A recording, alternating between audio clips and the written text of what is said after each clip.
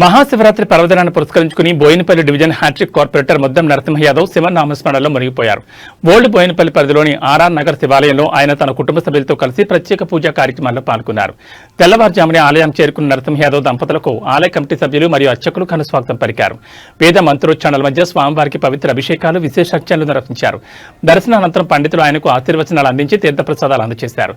ఈ సందర్భంగా ముద్దం నరసింహ యాదవ్ మాట్లాడుతూ మహాశివరాత్రి పర్వదినం వేళ ఓల్డ్ బోయినపల్లి, హస్మత్పేట్ మరియు డివిజన్ ప్రజలందరికీ శివయ్య కరుణా కటాక్షాలు ఎల్లప్పుడూ ఉండాలని కోరుకుంటున్నాను. ఆ పార్వతీ పరమేశ్వరుల ఆశీస్సులతో ప్రతి ఇంట ఆయురారోగ్యాలు, సుఖ సంతోషాలు వెల్లివిరియాలని ఆకాంక్షించారు. ఈ కార్యక్రమంలో స్థానిక నాయకులు, ఆలయ కమిటీ ప్రతినిధులు మరియు పెద్ద సంఖ్యలో భక్తులు పాల్గొన్నారు.